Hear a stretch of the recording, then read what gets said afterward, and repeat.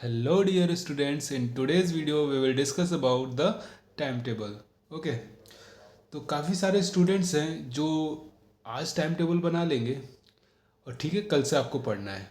कल के लिए आपने टाइम टेबल बनाया, यही होता है ना सबके साथ कि आज आपने टाइम टेबल बनाया है, कल से पढ़ाई करनी है। ठीक है, आप यहाँ पर हो प्रेजेंट में, कल के लिए आपने टाइम टेबल बना लिया, कल से आपको पढ़ाई करनी है। ठीक है, आपने बनाया खूब बढ़िया टाइम टेबल कि 1 घंटा पढ़ना है, फिर 5 मिनट ब्रेक लेना है, फिर 2 घंटा पढ़ना है, फिर आधे घंटे का ब्रेक लेना है, फिर 2 घंटा और पढ़ना है, फिर छुट्टी हो जाएगी हमारी, है ना। इस तरह से बनाते हो आप टाइम टेबल, कुछ यही हो रहता है। ठीक है, कुछ टॉपिक्स होते हैं जो आपको नहीं पता है लेकिन सबसे टफ टॉपिक है, उसको ज़रूर डालना है टाइम टेबल में, क्योंकि वो अगर छूट गया तो फिर सब कुछ बेकार है। टफ टफ को तो ज़रूर डालना है टाइम टेबल में, है कि नहीं। इसी तरह से रहता है कि नहीं, है ना। कुछ ऐसी चीज़ें होती है जो हमें बिल्कुल नहीं समझ में आती लेकिन हम रख देते हैं, करना ही है क्योंकि टाइम टेबल में है तो करना ही है।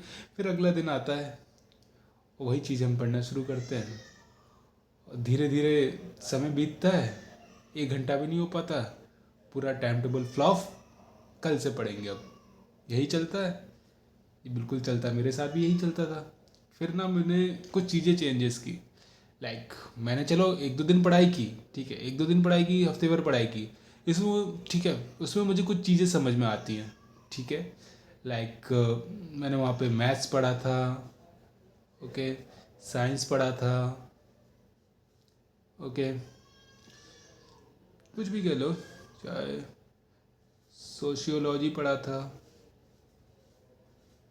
ओके, और भी सब्जेक्ट थे मैंने पढ़े। ठीक है, मान लो 3 पढ़े,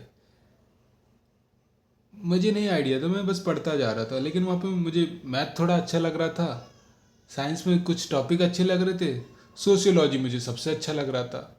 ठीक है, मैंने पढ़ा, लेकिन मैं टाइम टेबल बस बना रहा हूँ फ्यूचर के लिए, मुझे नहीं पता कि मैंने कल क्या किया था। मैं पास्ट को अपना इग्नोर कर देता हूँ, बस अपने फ्यूचर की सोचता हूँ कि कल ये कर लूँगा वो कर लूँगा, लेकिन आपको ऐसा नहीं करना है, आपको अपने पास्ट को ही देखना है। ठीक है, अब जैसे पास्ट में आपने देखा कि मैथ में आपको अच्छा समझ में आ रहा, थोड़ा कम समझ में आ रहा था, लेकिन साइंस में आपको सबसे कम समझ में आ रहा था, सोशियोलॉजी आपका सबसे बेस्ट था, जो भी आपके बीते बीते दिन गए हैं, 1 हफ्ता गया मान लो, तो उसमें आपको इन तीनों सब्जेक्ट में अपना अपना समझ में आ गया था। ठीक है, अपने आप को पास्ट में देखना रख के कि आपने पास्ट में क्या क्या चीज़ें अच्छे से उनको लिखो, किस सब्जेक्ट में क्या चीज़ें अच्छी लग रही थी, है ना, किस सब्जेक्ट में क्या चीज़ें कमज़ोर थी। ठीक है, उनके बेस पे आप एक नया टाइम टेबल बनाओ फ्यूचर का, ना कि अनप्रिडिक्टेबल, है ना, जैसे प्रिडिक्ट ही नहीं, आपने खुद ही नहीं प्रिडिक्ट किया तभी तो आप पढ़ नहीं पा रहे हो। ठीक है, तो अनप्रिडिक्टेबल कुछ ऐसा नहीं बनाना, यहाँ पे आपने प्रिडिक्ट किया है चीज़ें, देखिए मैंने पास्ट में ऐसा कुछ किया था, तो प्रिडिक्ट भी नहीं तो ये कन्फर्म ही है ना, आपने पास्ट में किया, आपकी हिस्ट्री से निकल के आ रही है आपकी चीज़ें, आपको ये सारी चीज़ें पता है अंदर से ना, तभी तो आपने ये चीज़ें अपनी फ्यूचर में लेके जा रहे हो। इन चीज़ों को देखो, पिछले 7 दिनों में जो आपने किया है ना, उन पे गौर करो, है ना, जो भी स्टडी आपकी पुरानी रही है उनमें निकालो कि मैथ्स में आपका क्या मजबूत है, इसको मैं कब किस टाइम पे रखूँ, है ना। अगर मुझे सुबह अच्छी शुरुआत अच्छी लगती है तो सबसे आसान सब्जेक्ट रख लेता हूँ, और हो सकता है मेरा मूड इतना अच्छा हो जाए कि लास्ट में जो टफ टॉपिक है तो मैं सबसे लास्ट में उस टॉपिक को रखूँगा, कठिन वाले को। कोई कोई बच्चा होता है नहीं नहीं, मैं कठिन से शुरुआत करनी है, और मैं आपको बता दूँ ना, जितना आपका दिमाग मोटिवेट रहेगा, जितना आपके अंदर कॉन्फिडेंस रहेगा ना, उतनी कठिन चीज़ें कर सकते हो। इसका मतलब है कि आपको आसान चीज़ से स्टार्ट करनी चाहिए। ठीक है, अगर आप इजी से स्टार्ट कर लोगे ना तो आपके लिए टफ चीज़ें थोड़ी सी इजी हो जाएंगी बाद में चल के। तो मेरा मानना यह है कि थोड़ा इजी से स्टार्ट करो, जैसे आपके अंदर कॉन्फिडेंस बढ़ता जाए, जो आपके कठिन सब्जेक्ट है उनको फिर बाद में ले आओ उसी हिसाब से। ठीक है, तो लेकिन ये मैं बिल्कुल नहीं बता सकता किसका टाइम टेबल क्या है, उस व्यक्ति को अपने आप ही चेक करना होगा उसने पास्ट में किया क्या है। ठीक है, उस पास्ट में से उसको लिखना पड़ेगा, कॉपी पे लिखो कि आपका कौन सा सब्जेक्ट मजबूत है कमज़ोर है, जो भी बताया उसके बारे में लिखो, उसके अंदर की जो टॉपिक आपने पढ़ रखे उनके बारे में लिखो। ठीक है, उस हिसाब से अपने टाइम टेबल को अरेंज करो, और प्लीज़ ये बात ज़रूर मानना कि आपको कॉन्फिडेंस, जो आपका टफ सब्जेक्ट तो कोई ना कोई होगा, उसको सबसे आखिरी में रखो, अपने कॉन्फिडेंस को इतना बढ़ाओ कि लास्ट में पहुँचते पहुँचते वो जो आपका टफ था वो भी सॉल्व हो जाएगा। अब ठीक है, जब ये चीज़ें हो गई, प्रेजेंट में आ गए आप, इतना आपने किया फ्यूचर के लिए फर्स्ट डे, तो वो अगला दिन आपका फिर वो प्रेजेंट है।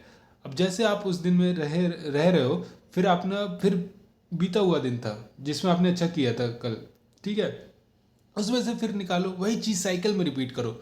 फिर ये साइकिल चलती रहनी चाहिए, है ना। आप यहाँ खड़े हो, बस यहाँ से यहाँ जाते हो, फिर ये जो चीज़ है ना फिर यहाँ आ जाती है, फिर यहाँ आ जाती है, फिर ये चीज़ यहाँ आ जाती है ना। इस तरह से चलता रहता है। तो बस आपको जो आपका बीतता जा रहा है ना उस पर बस कमांड बना लो, मतलब कि आपका हिस्ट्री ही ना आपका फ्यूचर बनाती है।